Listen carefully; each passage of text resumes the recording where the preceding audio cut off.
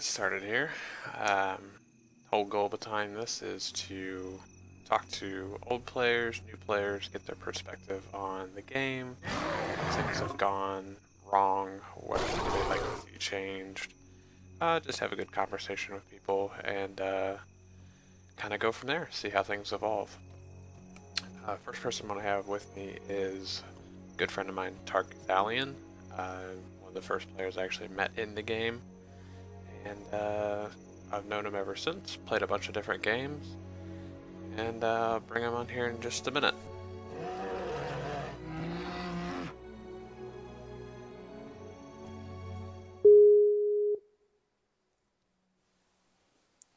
Hey buddy, how you doing?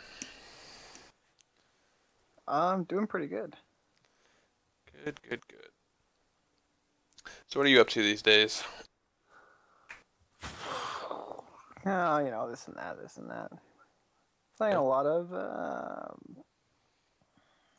Steam games, whatever, RTSs, EU, some League of Legends, blah blah blah blah.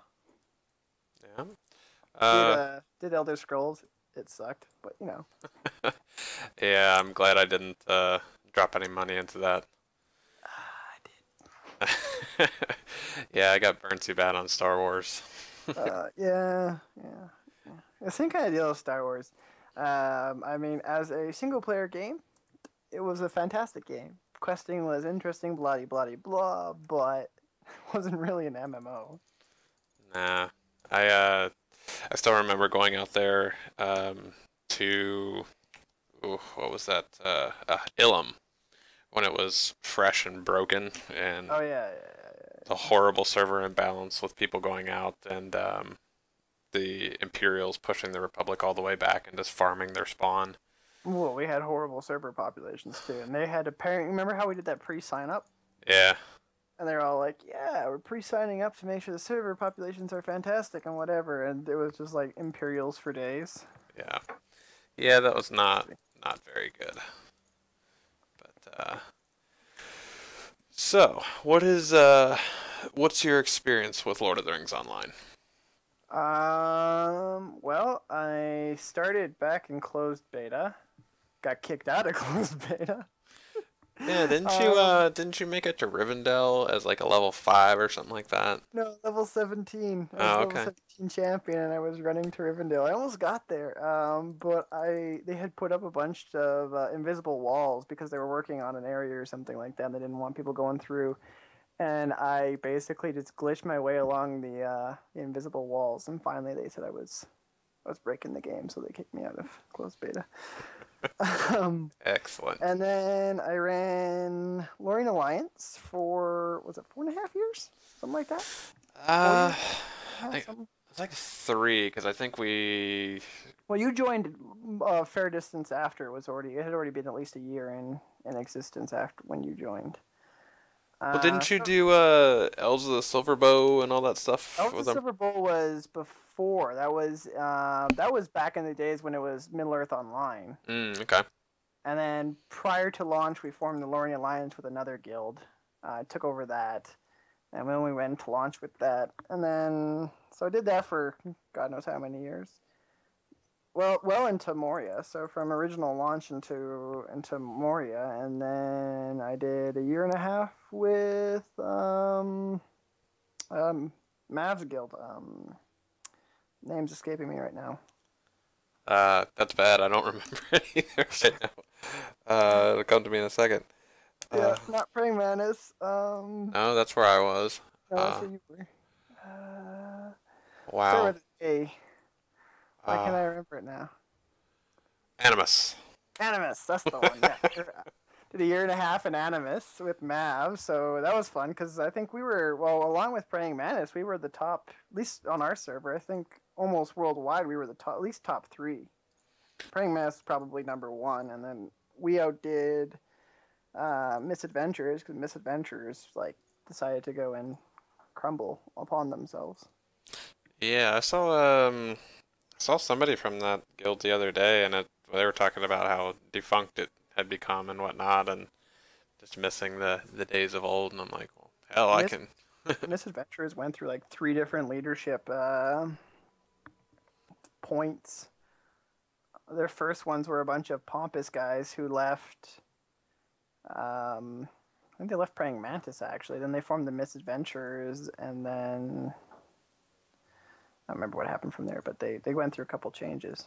I remember when they wouldn't let us play with Glad because they didn't want Glad to give out their raiding secrets. Oh yeah, no, can't give it any strategies or anything like that. That's Strategies just, on the internet because whatever. yeah, that's just a MMO no. Until it's on farm status, then who gives a shit? Yeah. Yeah. So that was my experience. Yeah. Long time. Yeah, I remember. To this day, I'll remember. I was actually telling Brant the other day about the quest I met you on, Sever the White Hand out in the Lone Lands. Yes, it was. And my champion running around, not in fervor. I believe running like probably something stupid like a two-handed club. That was probably an agility weapon or something stupid. I think you were wearing light armor too or something. Anyways, it was not a free situation. Yeah, there were several times you still had to remind me to hey blood fervor. Oh yeah. And then shortly after that, I was raiding with you guys and winning all the rolls. Yeah, that still pissed me off. Oh, that's the bad thing about a roll pass situation. And then we went to DKP, and then it was just Hobbs and Bren stacking all the DKP to get their alt gear. God, I was just so unlucky with that shit. Yeah, is what it is, though, my man. Oh yeah, no. Every system has its downsides. Yeah. Well, I definitely did my time just like you did with Animus and PM. I mean, yep. That was something else. I never actually thought I could have a second job playing a game until I was in Praying Mantis.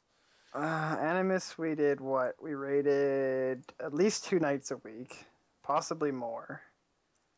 And then rest of the time it was just getting constant tells from Mav. Have you grinded any new stuff for your legendary weapons yet? Yeah. Get your slots up. Get your slots up.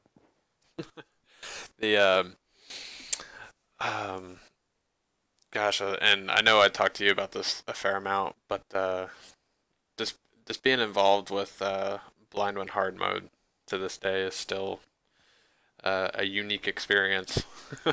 We started doing blind one hard mode. We got really close, like I would say almost within less than 10k of beating him, and then just wiping every time. But yeah, because he would just go nuts. Oh, it was a good. That's kind of stuff that Lotro did right for a long time. I think was. Yeah, I think it was cool because it wasn't a there was no other reason to do it other than bragging rights. We did this shit. There's no extra reward. There's no extra loot. It is just to say there's not even a deed for it. It was just no, there wasn't. We did it. That was the only thing to say. And I mean, it was big in the circles. Like most of the player population might not know jack shit. They might hear the rumor, oh, they did a hard one on hard mode or blind one on hard mode, but it was in the rating circles, that you could get that serious respect. Yeah, absolutely. Speaking of that kind of stuff, you said you were playing the game for a couple of years and whatnot, and then stopped. What kind of made you stop? Well, I mean, we've talked about this a bunch in the past, but the game, it took a turn. It stopped really progressing in terms of new areas first off, but it stopped progressing and trying to do new stuff and missing the mark on content where it had done well, and instituting stuff constantly in order to, I think, make up for the fact that they were losing population in the game. And after a while, that just kind of drained me. But in addition to that, I think the big thing was, I was in Animus, raiding guild, and then you had the Witch King fight.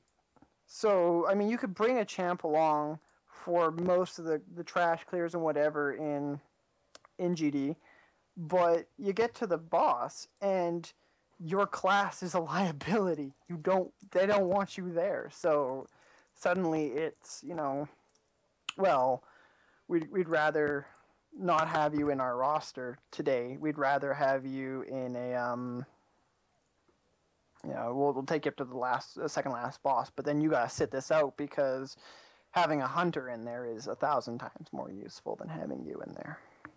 Yeah, I remember quite literally, since it took about a half hour to do that fight, was to um, go in there and once you got into that last phase, if you were a champion, you just auto attacked the boss and went and did something else. Um, just absolutely stupid. Um, Yeah. but as far as like the content of the game, you mentioned what you thought Lotro did really well in those game spaces. Mm-hmm. Like comparing it to other MMOs, how did Lotro set itself apart at that point? I don't know at the later years, but at the beginning with launch, the thing that I remember most about Lord of the Rings Online, and the thing that I liked best about the game was you had this MMO that it was an MMO. You questing wasn't a solo activity. There was so many things that you had to do initially that required people. When you were in you know, you're in Fornost or you're in the Lone Lands and and or you want to go I can't remember what the area is called now. I mean, if I could pull up a map of Lord of the Rings Online on the internet here. But you had an area, where you were trying to burn down remember just past the Ranger secret base in Doldenin. yeah, there we go. You got all those trolls set up. You got to go burn down the siege equipment. There was these huge areas that you had to bring your fellowship into. You had to bring someone in, and you had to quest with them. So it was this experience where it wasn't just I'm grinding to the end. It was one, I'm going to explore J.R. Tolkien's world, which is of course fantastic. But two, it's I'm going to do it with all these people and all these people who are in my guild. So it's not this like I mean, if you look at Elder Scrolls Online now, you look at Star Wars, you look at all these things. It's I'm gonna go quest to the last level, my cap. Then I'm gonna do group dungeons and stuff like that. I mean, going into the Barrow Downs, went into Barrow Downs at 24. You constantly didn't, and you didn't do it just because you had to, but you were enticed to do it. You're at 24, you could skip it. It's faster to go do the other stuff. But I remember sitting around for days and working with people trying to get it done at that level, and it was fun. It was insane. And I think another thing that Lord of the Rings Online did really really well at the beginning was having content that wasn't easy. You could die. You could you could go into a fight and you could expect to lose. You're looking at Endgame, for example, up in Egmar. There was lots of stuff where it wasn't even necessarily a dungeon, but going into a certain area, you could expect to have difficulties, and that was the cool part. Yeah, that's I never actually got to do a particular part, but like walking up to the ranger encampment outside of the rift. I only got to hear stories of it when people were trying to get there for the very first time. Because there's all those elites. You had the Karghuls out there, you had the giants and the trolls, a bunch of Uruks and whatnot, and they were all elite masters. Definitely. Oh, I remember, I remember that. And another thing, I guess I should say right off the bat, that I really liked about the game right off the bat, in terms of stuff, is I know they've changed it due to populations and whatnot, but there was a cool necessity that existed. You had to have someone who was a tank. You had to have someone who was a healer. You had to have your lore master for CC. There were these roles that were set up, and they didn't do everything. You know, and maybe that's not what people want nowadays, but back then that meant that you had to be good at what you were doing. It meant that content had to be developed in order to force everyone to utilize those different classes. And it meant that you had to start to interact and group with people. So, you know, you just didn't go into a Numinous and be like, hey, we're bringing all DPS in here or whatever. Can someone switch over to something else on their class? It was, we need a minstrel. We need a tank. Champs aren't going to cut it, you know, especially once they got that debuff on Fervor. But, you know, it was just this awesome, I think, really great way of forcing all these people together. GA and a, is that the Lone Lands? Was GA Lone Lands? Yeah, Garthagarwin, yeah. Yeah, that area. God. Yeah, that one was tough. You're doing that at level, getting to the red maid and everything. That was. Yeah. It was hard, but it was fun. Yeah, that's for sure.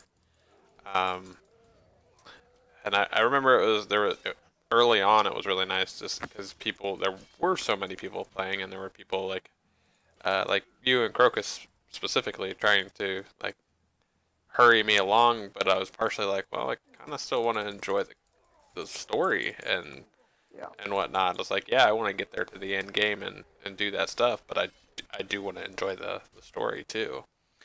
And for me, that story took too much of a divergence from the story of Lord of the Rings. Now it's gotten back to it quite heavily in recent expansions, but when we were going up to Foreshell and stuff like that to see the Last King stuff, I'm like, how is this relevant right now?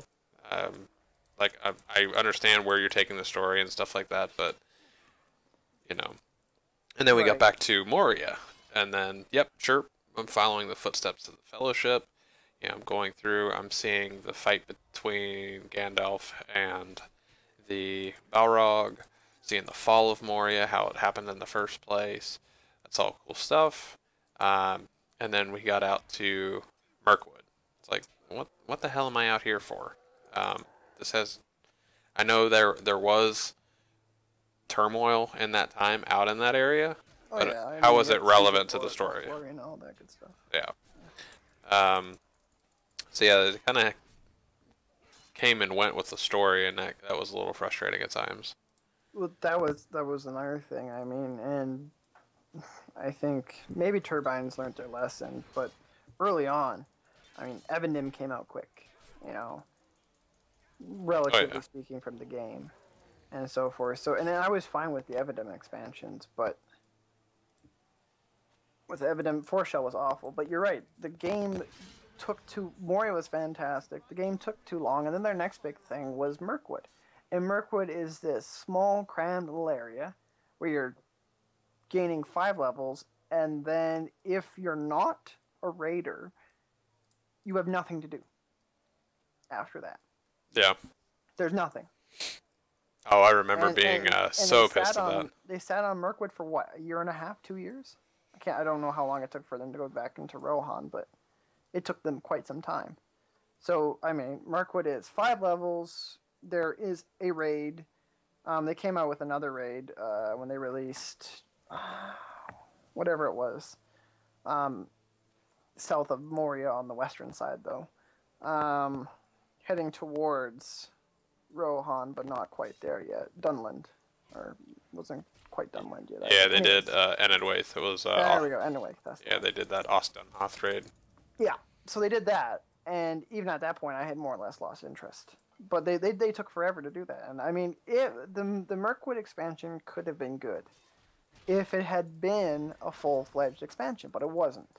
They were lazy, or they had other things they were working on, or they thought it would tie people over, but they took far too long on that. I think that really spelt the doom of the game, because, I mean, you had a dedicated base of players. People were relatively happy with the way the game was going at that point, besides the PvP aspect, and that's a different conversation. I'm sure we'll have it. Besides the PvP aspect, things were relatively good. But they just sat there on Mirkwood, and Mirkwood wasn't really a full expansion. All right. Yeah, I remember, the big deal was going to be skirmishes, and it's like, well, there were so many of them, and I was like, well, that's pretty cool. We'll have that's a lot of content to do then. And then what it ended up turning out to be, I was just not happy with. And then getting all the way to the end of Barad Guldur, and what my high-end rating pieces are purples. I mean, it's like it's a stupid thing. It's like, but it wasn't that much better than the DN set from 5 levels before. Well, Um, that was the whole issue with Radiance. yeah, and It then was, and then they go back a couple years later and say, yeah, we messed that up. yeah. Um, Funny you should mention PvP. Funny we should mention PvP. My God. uh, PvP. Yeah, that's certainly changed over the years. That's for sure. Oh yeah, lots of change. That was one of Turbine's big mistakes because I remember when the game was first coming out, and I remember reading a bunch of magazines and playing it after launch. There was, a couple more magazines, PC Gamer and all that good stuff. And one of the big things that they kept on, mentioning was Lotro has this fantastic way of doing PvP. The keep system works well. It's fun. It's intriguing. There's lots you can do out there. It's very tactical in some aspects, and they were right.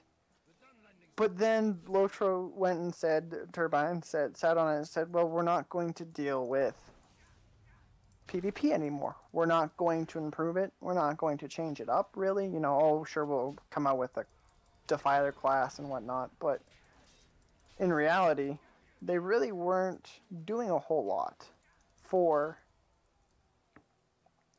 that aspect of the game, and they completely ignored it. Yeah, and the fact that I mean the game is in now its 8th year since they just had their 7th anniversary, and we're still fighting in the Ettenmoors. That just seems, Yeah, I understand where the game takes place in a time frame, and it's a constant war. Um, but bring a, I mean, to me, there's so many, um, there's so many tools that they have in place that from an outsider looking in, it's very simple, and I know there's going to be technical hurdles with anything you try to do in a large scale game like this. But if you like skirmishes, for example, um, you could very easily make those story driven PvP encounters very definitely, easily, uh, definitely. and that just seems like a no brainer to me because you already have this tool here. You have a need from the community, and merging those two together just seems like it'd be a win. Well, one of my things, I know I told you about this all the time because I was always coming up with ideas for them to expand PvP when I was playing. I know I ran them all off on you years and years and years. One of my big things was, why showcase the Endmores, but bring the battle outside of that and really feed into the fan base. Because I mean, anyone who's a big fan of the Lord of the Rings world, Middle Earth, they're going to love the idea of basically being a ranger and say, okay, if the creeps own all the keeps, they get to pick a location and they get to raid that location. So you could have a Battle of Bree, or you could have an attack on the Shire, or whatever. And for a certain period of time, creeps can leave the Enton Moors, port in.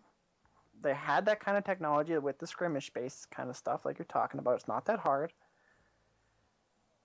And say, okay, you're here now. The battlefield has suddenly changed. Suddenly, we've got to go and defend Mitchell Delving, or we've got to go and fight at Bree and hold Bree. And, if the creeps take something, then they get a buff back at the Ettenmoors, or whatever, right? I mean, we used to talk about having PvE benefits for PvP, and that took them a couple years to implement. Oh, you hold the Moors, you get an XP boost. Stuff like that took really, really, really long time for them to get anything added on to that. So the PvP aspect just became this side theater where it was very there was no real point to it. And I mean, I was out in PvP relatively quick, and I was out there for a long time. And another thing you had with the PvP was, I think, because of either the limited community who was interested in whatnot, you had a very clicky kind of sense out in the PvP world when you were playing there. Sure. And there was limitations to that, but you're absolutely right. Having the same thing day in day out wasn't good. We talked about PvP in Moria. They could have created a new PvP area in Moria. Would have been fantastic. Goes along with the lore. You're retaking Moria for the dwarves. I mean, you're in Yeah. there questing. Why Right. not zone off an area and say, okay, bam, fighting amongst these dwarven ruins, these big caverns on these big bridges that traverse massive expanses, have a multi-tiered, multi-layered kind of fighting.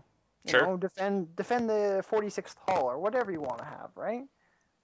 Yeah. And bam, suddenly you've taken PvP to a new area. It's reinvigorated. It could add to stuff. You could have random things going on in the PvE sector of Moria as a result of that PvP in Moria.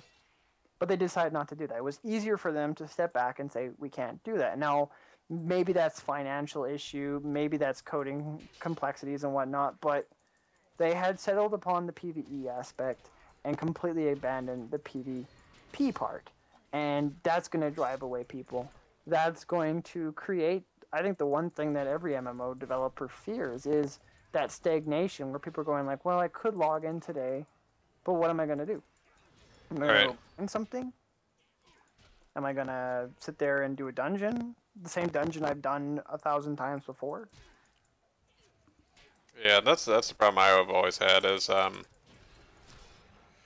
just, especially with the newer model, is having to um, well, for lack of a better word, farm it.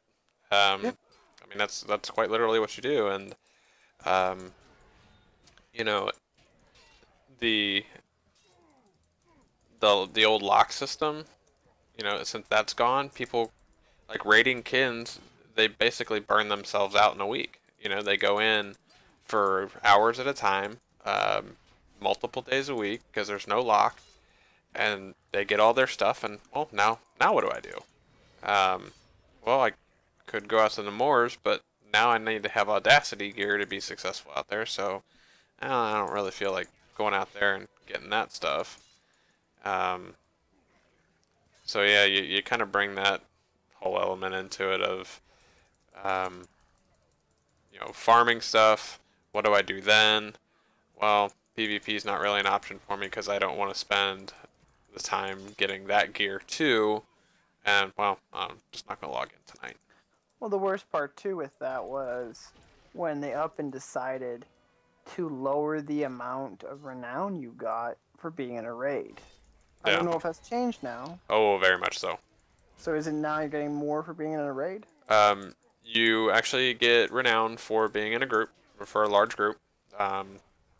You actually also, as a healer, get renown for healing. Um, Good. so that was a positive change. The downside, there's a very big downside to this. There's a lot of people that sit in GV in a raid, and if you get a kill, way off, say in Eisen, Mm-hmm. they're getting renown and commendations. So quite literally, there's people that are, Dismissed. huh? Oh, sorry. I'm just thinking of ways they could deal with that, but Yeah. So that's a current problem, is that you've got so many people sitting in the spawns, and just because they're in a group, they're getting this stuff, and they're not actually even playing. They're doing something else. They'll come back every now and then to make sure they don't auto log, and they'll rack it up. They'll get their 10k com max. They'll go buy some gear, and then, well, now I've got all that gear, and I actually didn't even earn it. So what do I do now? So now I have a full set of raid gear. I have a full set of PvP gear. And I have nothing to do. I've done all my virtues. I've done all my deeds. My crafting is max. What do I do? Well, I guess if I want to play this, I'm going to have to roll an alt. And then just start the same process over. And now, every game suffers from that to some extent. But I mean, there's even West Day is, I think, the best at handling it. They do multiple seasons of PvP between expansions. I mean, they're heading on to season 16 now. Um, they have so many raids at launch. Now, the thing with them is that they have a much more wide open IP to work with since it's their own. And kind of a little bit more restricted in here just because, Tolkien Enterprises has to approve a lot of stuff. So I don't know how much that actually plays into certain things. Well, I mean, like I said, a perfectly lore-based PvP thing could have existed in terms of Moria, for example. Well, yeah, the time frame that they chose was the War of the Ring. So let's let's deal with that. It's the entire basis of Middle Earth is under siege at this point. I mean, even look at the thing you're playing right now, Helm's Deep, right? This is Helm's Deep. Yeah, this is actually Helm's Dyke. It's just outside. Helm's Deep is back there. You'll see it in a minute. But I mean, if you do it on a big enough scale, you could have a massive PvP thing there. Easy peasy. Well, I know their argument for that was that that you know how this battle ends, and my counter argument was, well, I know how all of the battles end. The ring is destroyed, so that argument's kind of not a good one. I think it'll take you a second to get to it on the feed, but I'm gonna roll out here to look out over the field again. But I see a lot of orcs out there with torches, and that's a big field. And then the field in between where I'm at the statue, and the up at the actual Hornburg. I mean, that's a lot of places, a lot of game space to work with, and definitely a lot of story could be told in there. Yeah, but they chose not to, and that's their choice. I don't know if Turbine has kind of written this game off. I mean, I definitely know populations are down. Yeah, what's weird about that is it's a server thing. So, all my characters all my 95s are on Elendilmere, and then I started making those alts on Brandywine, and in the GLFF in Elendilmere on a Friday night was like 75. Yeah. 75 people. And then I go hop over to E, and it was 575. Yeah. Yeah, and basically most of Elendilmere left and went to Brandywine. So that's where everybody kind of migrated. Like the entire PvP community from E moved to Brandywine, pretty much. And it's funny because I remember, and I know I've told you this story before. I remember when we were in pre-launch servers back in the day on the forums, before everything else was going on, and a bunch of us pre-launch guilds got together and we sat and we said, okay, what server do we want to go to? And 11 or 12 of us all decided Londonmere. And of course, so it was one of the first big launch servers, and we were always in competition with Brandywine. And there was a point in time when we were still playing. I think the Lorien Alliance was still going on at that point, and everyone from Brandywine was jumping ship to come over to Elendilmere. Mm-hmm. And now it's the other way around. Yeah. I remember it's actually happened twice since I've been playing that there was a major movement to Elendilmere again for PvP, and then things kind of took a dive, and then it kind of goes back to what you were saying with people being very cliquey. So if an entire tribe from Creepside moves to a different server, and now there's nobody to fight, well, I'm going to go where they went because I want to fight. So then you get... And the crappy thing is, Turbine's actually making money off of that because every character transfer is $25. So I remember we tried to change the guild name at that one point there. It was $12. Yeah. To change the name. Yeah. There was a lot of nickel and dime in that result. But I mean, another thing is for the PvP, they should have, if they're not going to update it at all, they should have made it so that you had kind of like a Guild War system or whatever, where everybody, because I mean their PvP population across all the servers is probably pretty good, but on an individual server it might not be fantastic. Right. There's nothing stopping them from saying, okay, and put some time into this, maybe a little bit of money into this. Let's have an Enton Moors where everybody from every server logs into. Yeah. I mean, to get to the Enton Moors anyways, it's not like you can ride up to it. You've got to load into it anyways. Right. Which technically is on a separate server. It is, because of the creeps, right? Right. Yeah, and So, even going from, say you're looking at the Trollshaws, for example, and you go from Rivendell into the High Moor. mm-hmm. That's a little bit of a different server there. It's not like, the entire game, the way it was even explained recently is you basically have your world server, and then you've got, subsets and subsets and subsets. And that's why you could be rubber banding in Forest Shell, but you could be totally fine in Evendim. Right. Or even on one side of a particular zone map or the other, yeah. So it already is, to some degree, on a different server. Right. I think that would have solved a lot of problems for them, but because then you would have had a constantly large population, multiple raids. Because I remember some of the most entertaining stuff out there was holding out in TR or something like that against 2 creep raids, and you're the only creep raid until suddenly a bunch of people log in, and then you're scrambling to form up a second creep raid and relieve the keep. And it's just hold on as long as you can until we can get there, kind of a thing. And it adds that desperation, it adds that possibility of success and so forth. And it really, I think, it made the moment for the game.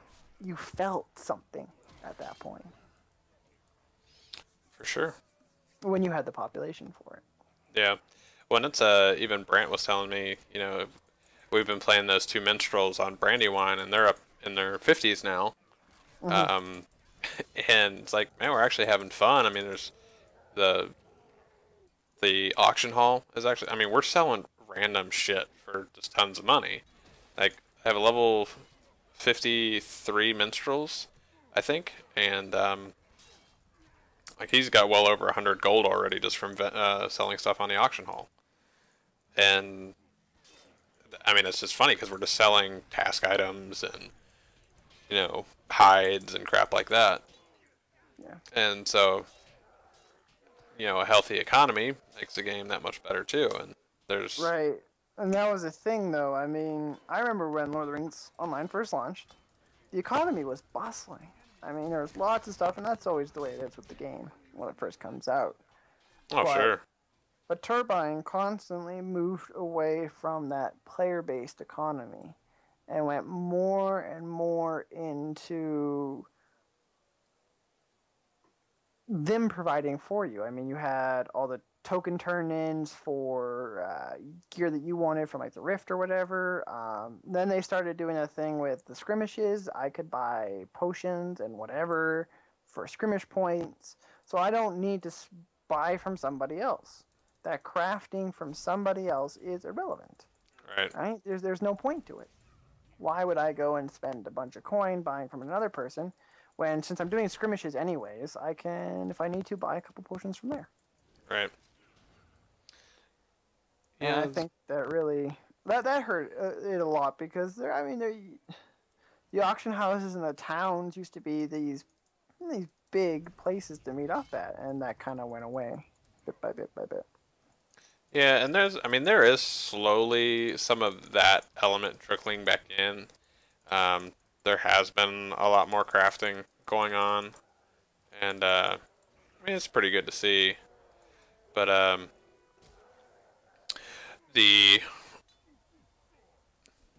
what was that? There's not really, nothing's really that rare anymore, and that's what bothers me. Like, I can't go, I really miss rare trophies, and like you had to have that rare trophy to be able to make this one item that was super rare. And yeah, that was like back in Shadows of Agmar, where we had to farm specific items from specific creatures. They were rare, the drops were rare, so getting those good crafting items were hard to get. Yeah. Well, and doesn't Guild Wars kind of do that still, where you have to have certain elements that are incredibly rare to get that whatever tier of gear, real high-end Yeah, stuff, the exotic stuff. Guild Wars is just a farm fest, though. I mean, I Yeah. haven't played that in almost a year, or God knows how long. I played it for probably half a year after launch, and then it was like, okay, I'm done. Because one, well, that's a whole different topic too, but the way that they had done it with no traditional tank or anything like that, I felt the grouping was awful. Well, PvP got pretty lame pretty quickly. Um, but yeah, it was. I mean, because I think I maxed out 3 of my crafting things in Guild Wars, and it was a lot of farming, it was a lot of waiting for the rare stuff and getting that rare stuff, and taking the time to do that. But the nice thing was too, which hasn't existed, at least I don't know how the game is now, but it hasn't existed in Lotro in a long time, was that anything you crafted had the potential to be better than anything that was going to drop. It had the potential to be better than anything that you would get out of like a raid or something like that. Sure. Which was nice. I mean, you could spend the time and the effort to craft something. It was going to be worth something to somebody else. And in fact, if Guild Wars had an inspect system, which they don't, I would see something I had crafted on that person. Yeah. Yeah, I remember the feeling of that because I came across it a couple times during playing where I would inspect somebody. I was like, oh shit, they bought my stuff. Right? Yeah. And it was, it wasn't a kinmate or anything. It was just something I had posted up on the auction hall, and somebody had actually bought it, and that was definitely cool. Yeah, definitely, totally. I mean, I only ever got my scholar up. I remember when it was an absolute bitch to get us. That was the nice thing. That's why I made so much money at launch, was that it was a complete farm fest beyond belief to try to get your crafting for scholar up. One, you couldn't track nodes. Nodes were only found, in ruins, and all the other scholars were going to be out there trying to do the same thing. But as much as I complain about that, it was also really awesome in the sense that then when you crafted something, you felt accomplished. And it was going to sell well on the auction house. I remember selling black dye for like 10 or 15 gold. Yeah. For sure. Yeah. So there's a couple things that, well, I'll just start off by saying they're being a lot more transparent, which is, it's kind of a good thing and a curse at the same time, because where you know what's coming, you don't know what's coming still. What I mean by that is that they're going to tell you exactly what they want to tell you, as far as this is what we're working on, and if they aren't going to do it, it's, well, we've had discussions about it, but there's no solid plan for it. And, I've watched a lot of these live streams and stuff like that, and I hear some stuff that really excites me, and then I hear some stuff that really disappoints me. And, Right. like, I don't know if you've gotten a chance to watch any of them, or... I can't say that I have. Sure. I mean, if you're kind of disengaged from the game, there's not really a reason to watch them at this point. No. But I watch a fair amount of them. I watched a lot of the Take the Hobbits and Guard runs. I've watched a lot of the Shield runs, and the most recent chat with the executive producer. And, he's kind of laid out the game plan, at least for the rest of this year, very solidly, into next year very loosely, and then kind of where they want to take the game by 2016. And, in very loose terms, it sounds like they want to go to, in 2016, be somewhere near Mordor.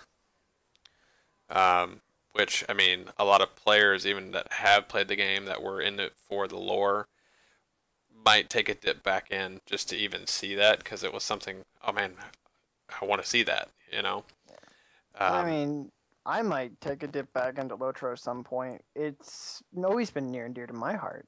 oh And yeah, you're right, the lore is there for anybody to really enjoy it. It's just, after you get in a bit, you're like, hey, well now I'm back into the grind fest again. Like when I came back in when they released Rohan, and eventually it was just that grind to repair that one town. yeah, yeah. I did not like that.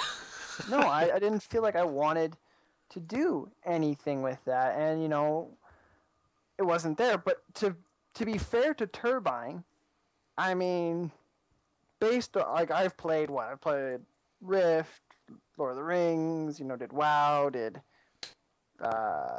Star Wars, did Elder Scrolls, beta tested WildStar, and all that stuff. Whatever. No MMO out there really is answering that kind of a problem. Right. Really, at a certain point, it's either dedication to the people who you're playing with that will keep you playing the game, or the dedication to the fact that you're already at such a level that you don't want to leave the game. Absolutely. And no MMO has sat there and said, okay, we've successfully come up with a way where people don't feel like they're grinding and they're not bored anymore. That just doesn't happen. No one has. Yeah. And I mean, we'll see. I mean, Arcade sounds interesting. I'm definitely going to try Arcade when that comes, but Yeah. you can't blame Turbine fully, and I don't. Yeah. It is kind of the nature of the beast to some degree. The Warcraft obviously had the advantage just being um, having that IP, having 10 years of the Warcraft RTS games, and having some StarCraft in there, and you had a huge player base. You had a huge customer base already, and they're like, "I love this game of Warcraft." Yeah. What you mean? I get to explore the entire world now? Absolutely. I Sweet. mean, there's no way if Turbine had the same kind of money and the same dev team, not like I'm talking about the same people, I'm talking about the same size of a dev team. Oh yeah. I'm sure we would see a lot of stuff that we've talked about already being addressed, but they didn't, they don't, and they probably won't ever have that. It's, it's gone. I mean, Turbine made, for example, a brilliant move, though. They were the first ones to go real free to play.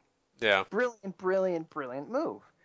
I think they nickel and dime the free to play a little bit too much. I mean, if you go into the Rift free to play, where it's basically everything is accessible to you, there's just certain bonuses for buying stuff. I mean, you can get a couple of the tier 2 gear before you get up to the tier 1 gear, or, cosmetics and blah, blah, blah, blah, blah.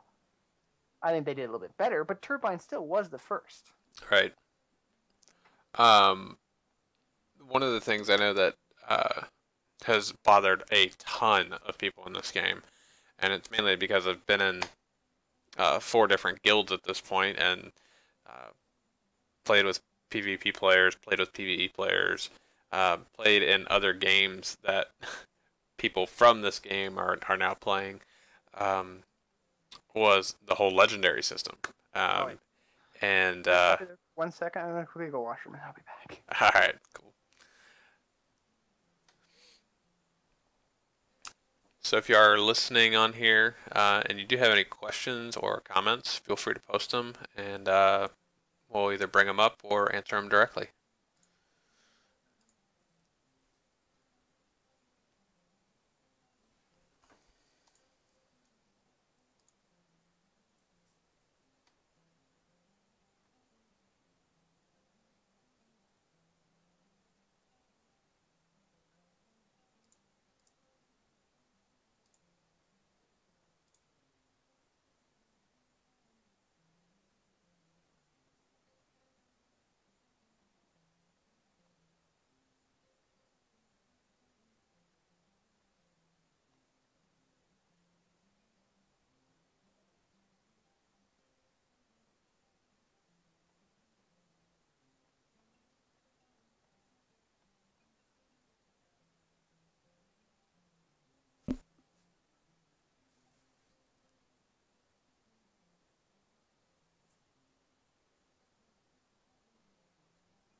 All right, sorry, I'm back. No problem. Welcome back.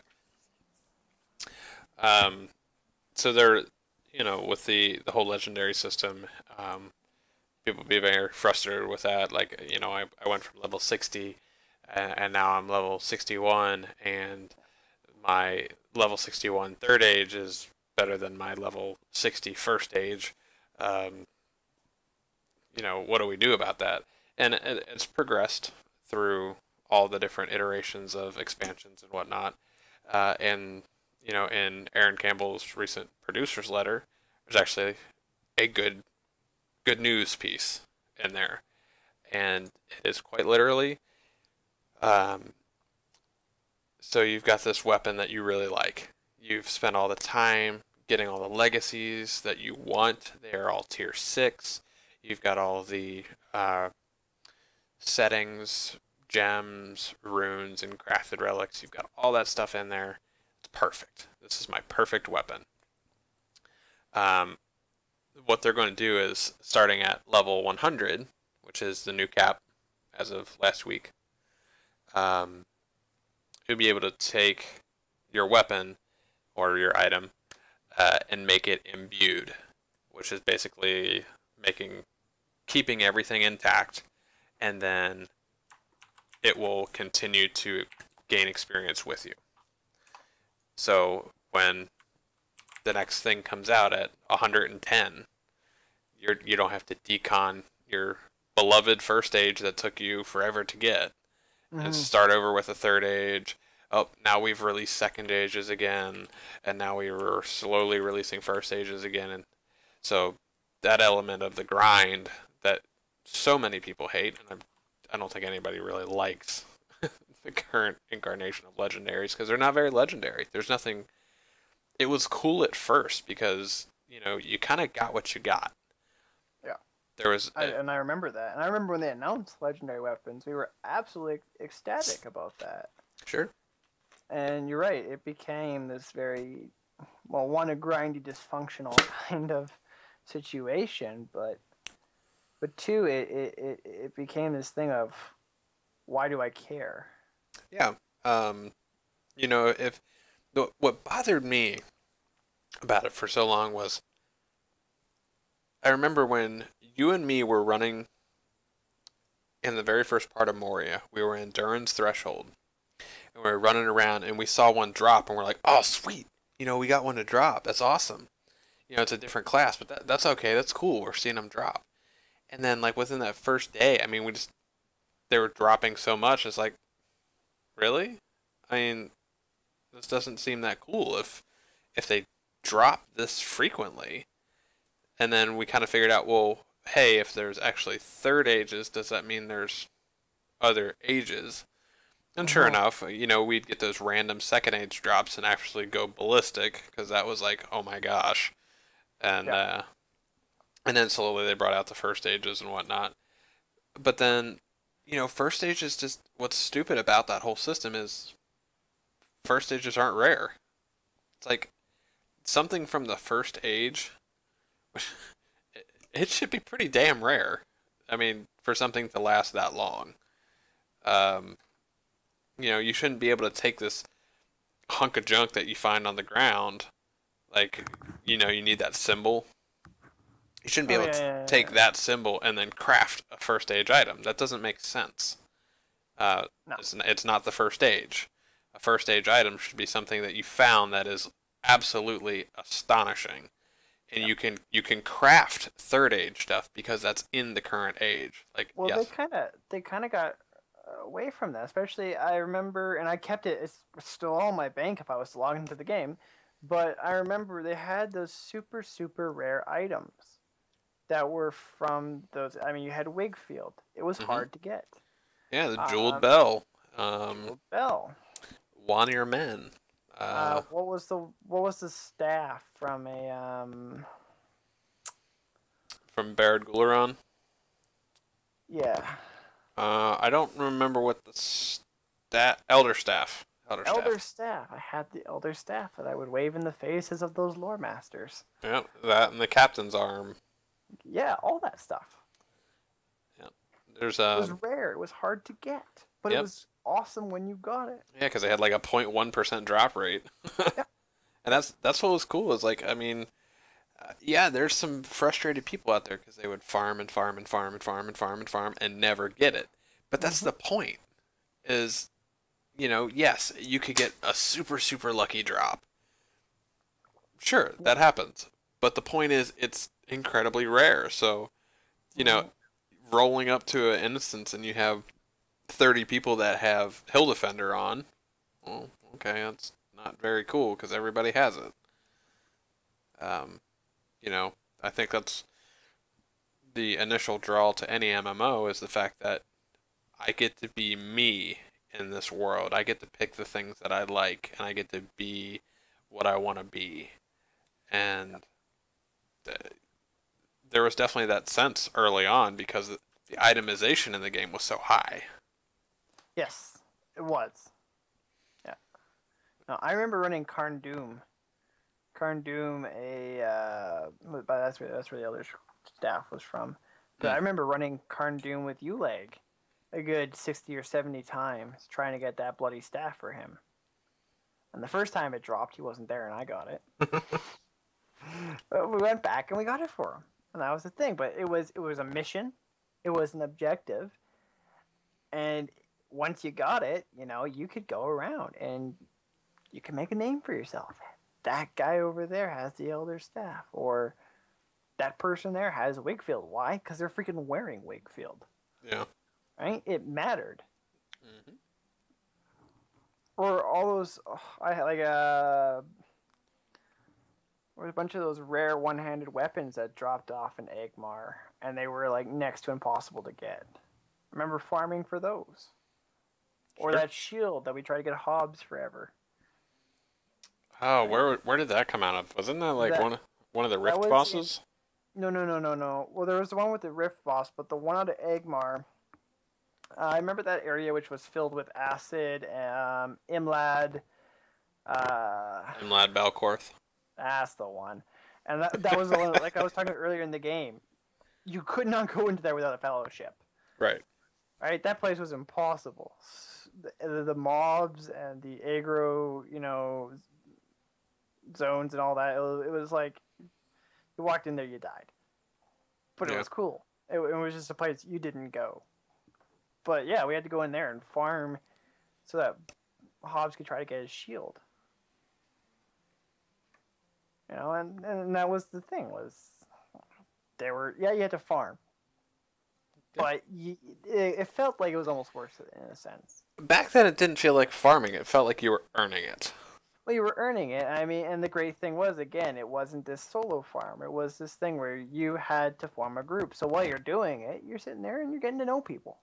Sure. I mean, these are people, guild mates that you've kept in touch with for 7 years. They're not people that you lose interest in them, that were blank faced. And I think in many respects it was because of this kind of stuff, where you had to go out there and you would spend hours out there farming those places, trying to get that stuff, trying to get something done. Or even better was the fact that boss fights were relentless. They didn't give a shit that it was hard. And compared to WoW or other things like that, I mean, they were those fights, those boss fights in those dungeons, they were complex, they Oh were yeah. brutal, they were, they required skill, they required effort, they required movement and visual awareness and so forth like that. There wasn't some add-on telling you to move left in 3 seconds or whatever, right? that's that's one thing I always loved about this game is that even with the addition of Lewis scripting, nothing was ever built around the fact that the game had add-ons. So much of the content in Warcraft at this point, like you're at a severe disadvantage if you don't have add-ons. Yeah, It's yeah. just so stupid. Well, that was the big thing I hated about when you got me to go play that WoW. Well, go play WoW was the fact that you had everyone saying like, "Oh, you don't have this add-on? Well, we're not bringing you with you unless you go get this add-on." It's like, well, whatever happened to doing a fight? And yeah, maybe you lose 10, 15 times, but you come back, you learn more, and you do it again. Right. Well, as far as the like those challenging zones, like you're talking about, like IB or the arena at Mathad, or the Circle of Despair, Yeah. like all those places. They actually have put one of those in the game. Like, Yeah. yeah, it is Tarlang's Crown out in Western Gondor. We are into Hmm. Gondor now. Oh, are we? Yes, we are into. Actually, if you're still looking at the stream, I will bring up the map, I and am still looking at the stream. it will take just a minute. Well, I was excited when you finally said that they were going to make Osgiliath perhaps the PvP zone, because I was saying that for goddamn years. I was like, Yeah, Osgiliath must be a PvP zone. and that Must. sounds like it will be next year. Like, So I would probably come back just to see Osgiliath. Like, I would level my ass up just so I could go out there. yeah, and there's a couple things that they've done. The They were going to have another level cap increase this year to 105, which as soon as I heard that, I got angry. It's like, okay, so we just did this level 100 increase right now. So, and they were saying 105 by the end of the year, and I was like, no, I don't want to do 105. I'm not going to level up legendaries and stuff like that just to do it again in like 3 months. Like that's ridiculous. Um, uh, so yeah, actually I don't see anything in there right now. Um, but yeah, when I saw that the 105 thing was happening, I was just mad, and that has actually been retracted. So they're no longer doing that. Oh, that's good. No, and I mean, those odd numbers, like that 105, who gives a shit? 100. Yeah, like 100 is a good number. Yeah, I wouldn't even do 110. I would, be like 130 or something like that. Like, make it substantial, make it meaningful. Yeah.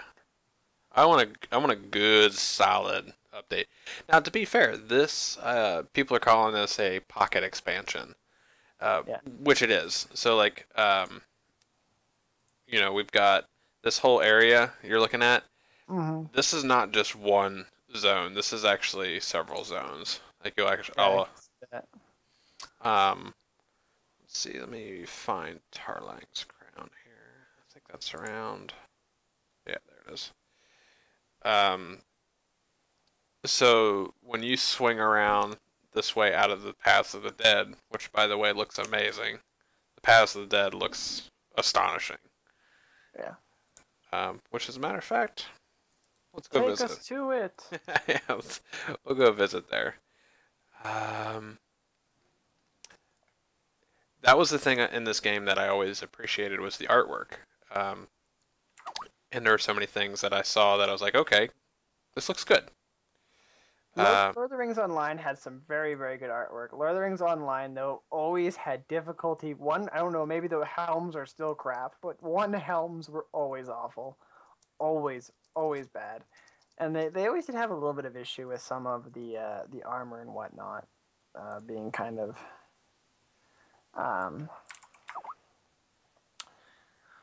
shitty, to say the least. What do you think of the stuff I'm wearing right now? It looks pretty cool. Yeah, I like how it's actually got some raised elements to it. It's not all flat. Yeah, no, that was one of the big issues. But a lot of stuff Lotro had, especially when it came out. I mean, I don't know if they've done a visual update to the game at all. It just doesn't look like it. But when the game came out, I mean, the environment and the buildings and especially the water, everything in the game looked fantastic. It was just stunning, absolutely real. I loved it when I would just sit there sometimes and look at stuff. But yeah. Let's see. We need to go to Underharrow. So this is all areas of the world that you haven't seen then. Yeah, because I stopped playing when Rohan expansion was just in the east side, I think. Yeah. Yeah. So We're gonna go up from Edoras up to Underharrow and then up to Dunharrow, and we'll go run into the Pass of the Dead. That's actually a good point to bring up. There's going to be another intermediate update in between updates 14, which is the one that just came out this past week, and update 15, which is slated for later on in the year, which is going to be the Dead Marshes. Oh, so cool. Yeah, it sounds like they're doing more of a story-driven side set of quests there. Yeah. Because really no one goes there other than Frodo and Sam and Gollum. Yeah. But it's kind of cool. The rows of tents out here. That was another thing. I remember Turbine promised, free small updates. They said every month, and then they changed that and said every couple months. But they stopped that for a long time. Yeah, and that was one thing that Aaron Campbell specifically stated that he was going to get back to was quarterly updates. Yeah. Which, if this is anything to be said for the quarterly updates, like if you're getting essentially 4 zones, we'll say one big zone, but if you're getting 4 questing zones, new factions, new stuff like that, bring it on. That's great. Yes, I still want traditional group-based content. I still want that very much. It's what had me hooked in this game for the longest time. What has me hooked in it is exactly like you said. I have 9, previously capped tunes. So I've got a lot of time invested. I have almost 8,000 hours logged. Which is just stupid. Yeah. What kind of stuff would it actually take for you, aside from lore-based stuff, to come back to Lord of the Rings Online? To come back? Wasn't that a big question? I figured as much. Well, I think one of the things would be to have that MMO feel again. So, like you said, group content that was entertaining, that was difficult, and that demanded something from me, and that felt like it was giving me something back. And I don't mean giving me something back in terms of money or a hand job or something like that. I'm talking, although a hand job's always appreciated. To give something back in the sense of saying, hey, I'm earning something here. I've achieved something, and I feel like I've achieved something, and I'm happy about it, and I'm happy to do it again. I'm happy to sit here and stay in this area. I'm not suddenly going, well, now what? So, I mean, maybe an overhaul of their PvP system might draw me back. That could be interesting. New raids, but like you said, having a bunch of stuff that's drawn. Ooh, this looks ominous. That is pretty cool. Are you seeing the door right now? Yeah. Yeah, It's pretty cool. But something draw back in and having that group experience again, because that was the thing, and that got me down was Lotro just constantly started peeling off people. People were constantly leaving, and the content was 3-mans. It was solo instances and all that kind of shit, and it's not what I wanted. I wanted my fellowship with me. I wanted my group with me. I wanted to be going out into these areas and to be suffering and dying and exploring them. And that's another thing is, there is a specific set, and I think Lotro lost sight of this in a sense. There is a specific set in terms of the story of the Fellowship. They go from point A to point B to point C to point D, whatnot. But me and my love of lore for Lord of the Rings and Middle Earth. There is so much history to be had beyond all of that. And I would like to see, in many respects in Lotro, having these maybe exploration fellowships where you're going into a ruin that's been abandoned by the elves, been abandoned by the first men, or whatever, and showing up there and exploring it.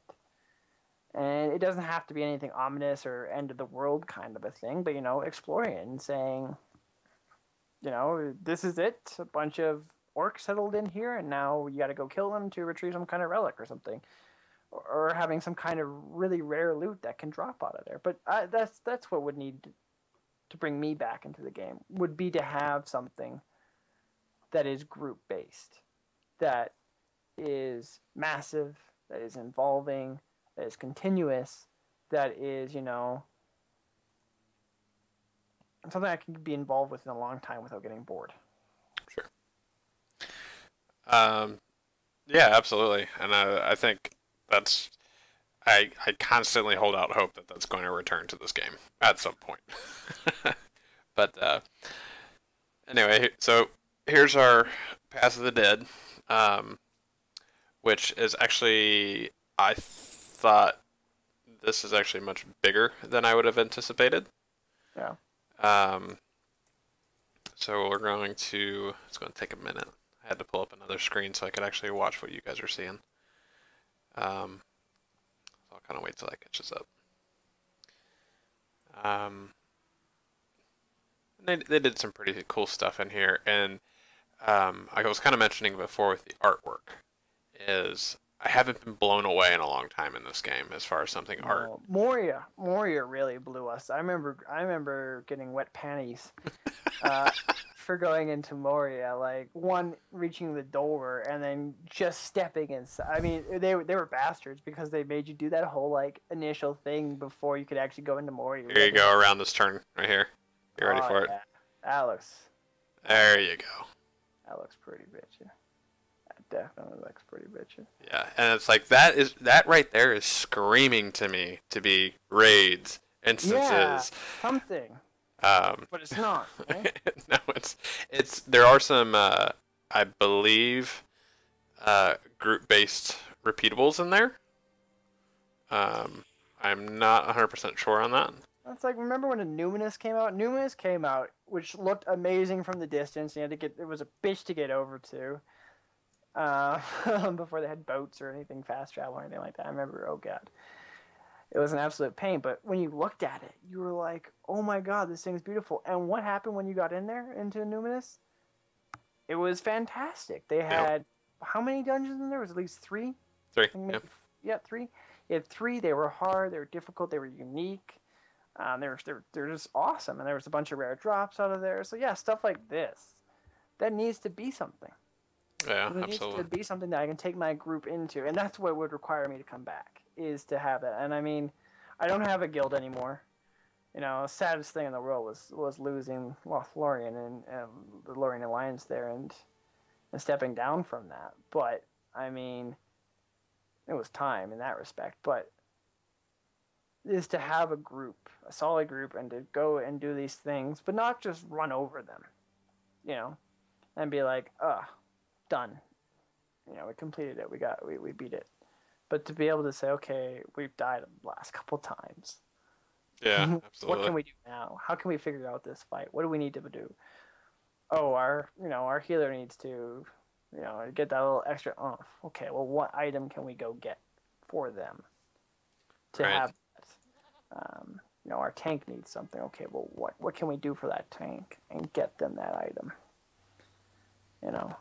And stuff like that would really bring me back into the game. I think. I mean, because my first major MMO was this. Was my love. Played it for 4.5 years, right? Like, I do have a soft spot for it. I'd love absolutely. to come back. It's just every time I've tried to come back, I come back and I'm like, okay, well now I'm bored because there's nothing to look forward to. There's no real group stuff going on. I mean, we can run 3-mans all day and all night, but after a certain point, I don't want to do that anymore. Right. Yeah, absolutely. So now we're out here in Blackroot Vale, and it's just on the other side of the door. Yeah. I was even kind of shocked. They've increased a lot of the draw distance stuff. I know you remember that with even Rohan. Yeah, they did. But I'm going to try to get to way down to Belfalis and show you that stuff. Dolm. Down to Dol Amroth. Yeah. No, and I mean that's another thing I think that could really draw back a lot of people too is just making the game run a lot better and look a lot better. I mean, graphical updates would be nice. Yeah. Um, what's interesting too is, I mean, since they are running on DX11, um, there are a lot of things that they can do, and they did have to update the minimum system requirements because of that. Yeah. Um, so I need to go this way. Oh, no, I don't. I need to go the But other way. I just remember the UI even when I came back for Rohan, I just remember the UI being like the most frustrating thing in the world. Yeah. I couldn't stand the skills. Like the skills just took a while to get off, and I mean they weren't like me at all. Yeah, that's one thing that's bothered me because I play on a larger screen. I play on a 27 inch that's running 2560 by 1440, Mm-hmm. and the UI is really tiny. Like my quest log, I mean, you can see it on the stream. It's tiny as shit. Um, and it bothers me because uh, anything scaled past zero, positive or negative, is blurry. Uh, you're telling me you can make realistic looking water, but I can't have a UI that scales past one and loses its sharpness. Yeah, That's kind of ridiculous. yeah. Um, we got out there. Oh, but I mean, you look like the mountains and the hills, right? You look at the mountains and whatnot, and it's a couple sparsely populated trees, but then you can definitely see a lot of empty, bald, just kind of landscaped, easily put in things. And what you want to see is thick forest with you know right like it's not bad, but I feel like it could be better. Or even the water there, the constant same pattern underneath it. Just stuff like that. Like you want the game to look pretty again. You want to feel like time's been put into it. Yeah, and I realize it's a little bit more challenging now just because the actual landscape that they're building has to be so much larger. Oh shit, this might not be good. I'm probably gonna die.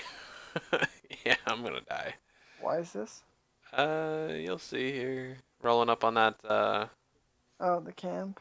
yeah, it's all level 100s. They're still chasing me. Oh, What level are you? 95. Oh, Yeah, I haven't leveled Blood at all yet. no.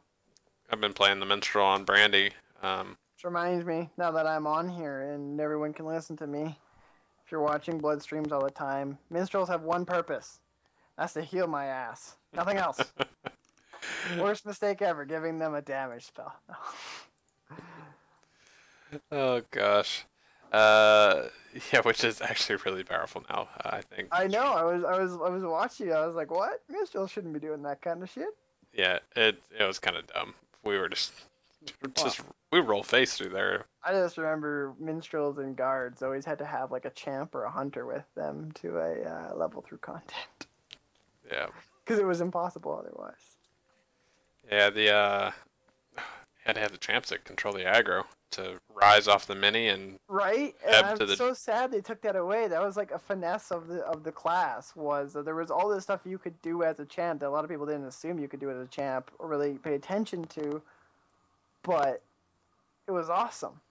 You could, You could manage the you aggro.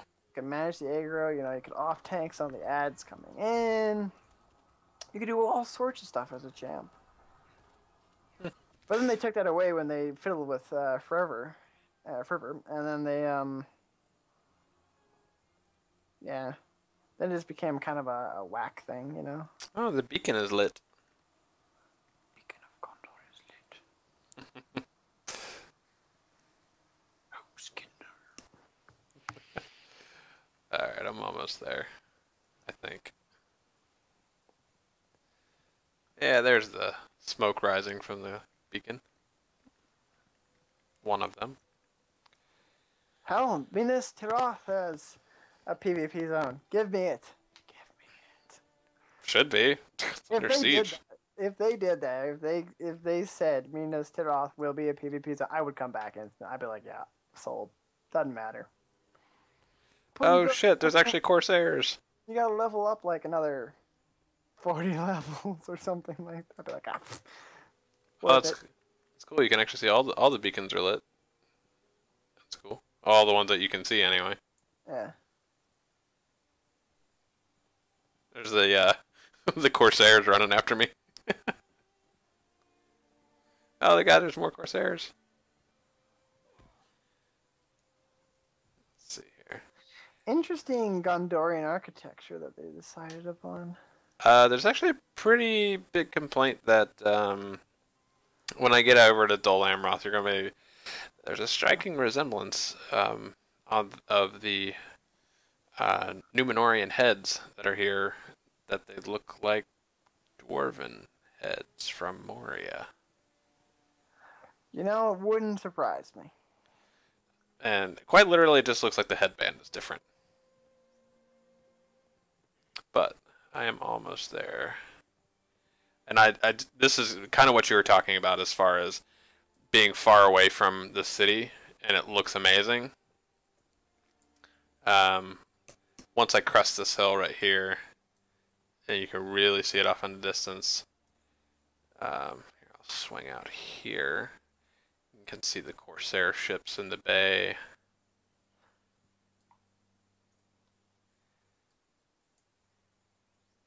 Let's go turn that off for a moment. I'm not sure I like the whole winged shit on the turrets, but you know. This is actually the Prince of Dol Amroth is all everything's swan.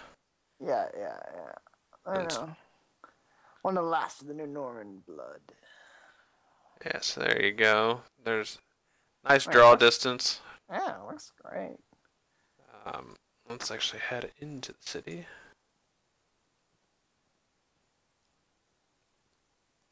And that's the thing, is it kind of like you were saying, it takes a while to get there. I mean, it's like, oh yeah, the city's right there. Well, not really. No. Still pretty far away from it. It's pretty massive. Oh, there we go. When I stop again, you'll actually see what I was talking about as far as the heads.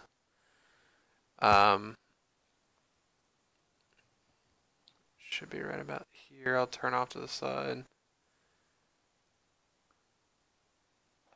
Yep, there you go. Straight ahead. Yeah, it does look fairly similar, but It's the beards are different. yeah, the beards are different. Yeah, they're different. I guess the crowns are a little different too. Yeah, it's okay.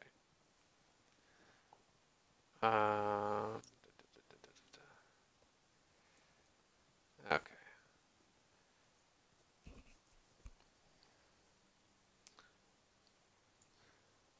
But yeah, that's kind of where the game has gone at this point. I see some positive spins starting to happen. Very, very small. Rocking your swan pet. Are there swan pets? Yes. Oh dear God. There are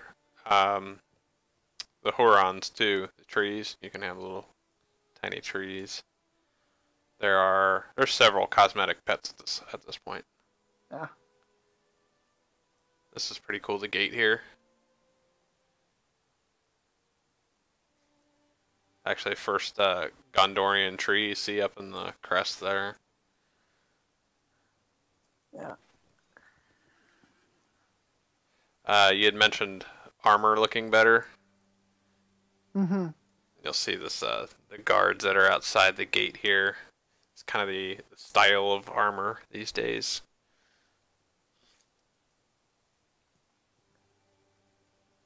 That's fairly kick-ass. That's not bad. Although I hope they have the tower guard armor from the movies. I mean, Warner Brothers owns this game, right? Like, Yes. that tower guard, uniforms from the movies are just fantastic. I love those things. Battle for Middle Earth for anybody who is out there. God. Yeah. That's not a game. They gotta have Battle for Middle Earth 3 come out at some point. Such a good game.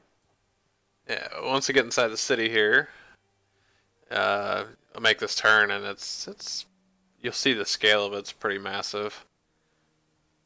It looks like a fair decent number of NPCs. That was the problem. Remember when we were talking about Bree? Well, before they did Bree update, I mean, even with the update, Bree always felt like a bloody graveyard. Yeah. Except for at the beginning of the game when everybody was running through it and all the players were there. It was fantastic. But then it was just like empty. You felt like there was like 10 people in the entire city Whoa. who lived there. Let's have my graphics reload on me there. Yeah, it's actually on Brandywine. Bree is very popular. Oh, that's good. But I do like all the white cobblestone. I feel like that's actually looks pretty legit.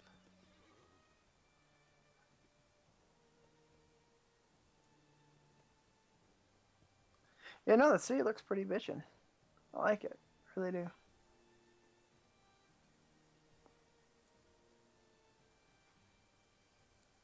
This has me really excited for both Osgiliath and Minas Tirith.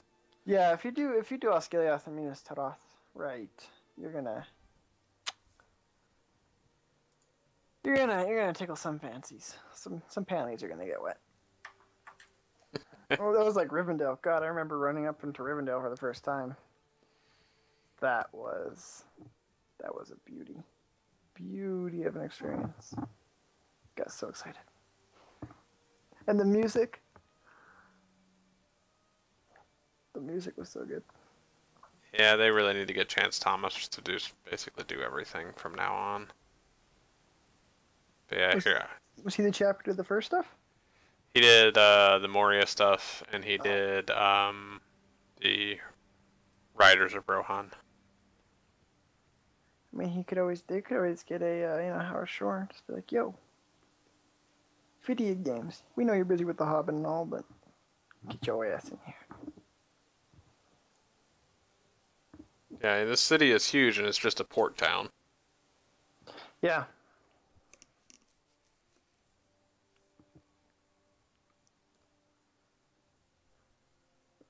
This is on Elendemir, right? Yeah, this is on E. If I was on Brandy, it'd be nuts.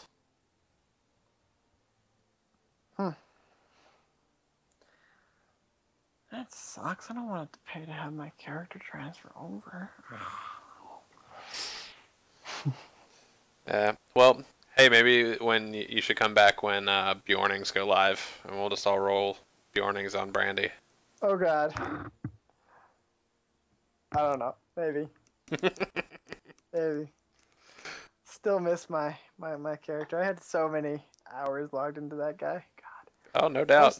Most of them jumping from roof to roof in the Rivendell stables, but that's besides the point. Yep, I'm still logged in. Counts for something. Maybe. Here, this will be good. So, actually, there's quite a few people on into the west right now. Let's see here. Cuthalion. Oh yeah, you logged on that one day in January. Yeah, I did. I was like, oh, I'm going to do this. And I was like, nope. Because Elder Scrolls was starting to get ready for coming out. I was building up to that. Yeah. A lot of people that haven't logged on. A lot of good names in this list. Tapioca still in your guild? Yep, she's actually Ken leader right now. She is not on right now. She went from the social recluse to the guild leader. Nicely done. It used to be a pain to get her into groups. Yep. Alright. I think Brant is actually wanting to do a little stuff on Brandy right now. So I think we'll go ahead and finish up this. And I'll probably hop over to Vent here in a minute. Yeah, no, it's been good talking about the game. I mean, feel free to have me on more often. I liked it. Will do. Reminiscing about old times and all that stuff.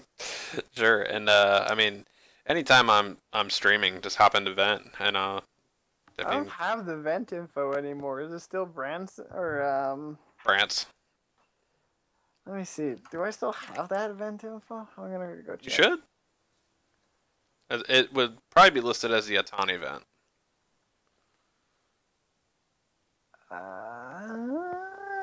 Contacting server? Nah, I think you're hitting Dave's. Maybe it's Dave's. Yeah, you're hitting Dave's. That's all good. I'll shoot you over that info later on. Yeah, no worries. Well, cool, man. Well, thanks for coming on, and Yeah, it's good. It's good. I'll let you know when the Bjornings are going live. I might have to, log into Tar and just get him leveled up at some point. I mean, I don't have an MMO to play right now. Yeah. What are you? You are 85, right? Did I get to 85? Yeah, you're 85, not 95. Holy shit, even better. Yep. I thought I was at 65. Yep. No.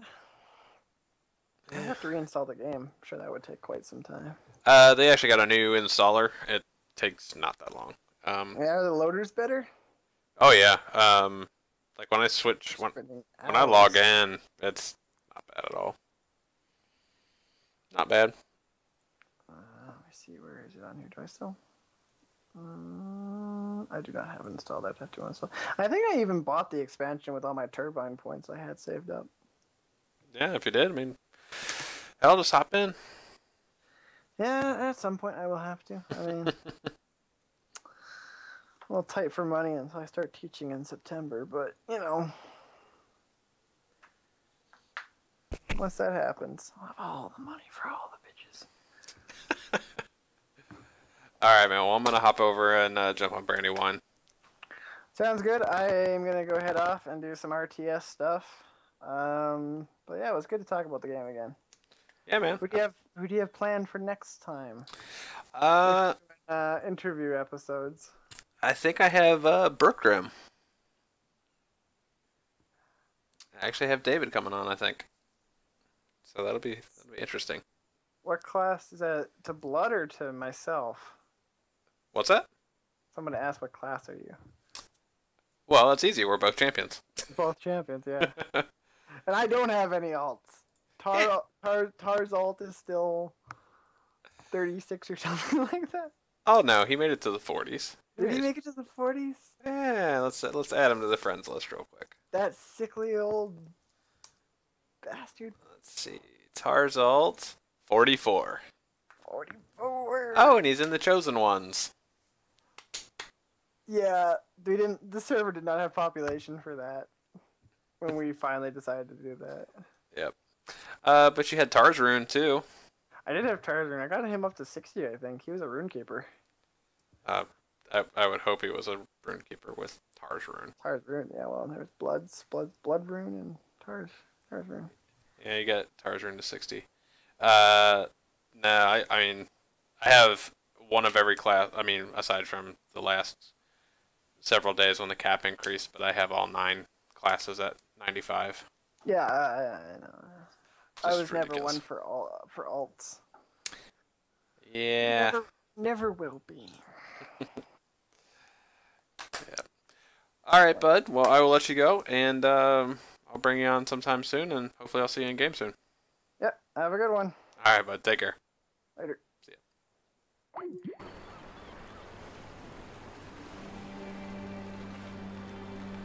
All right.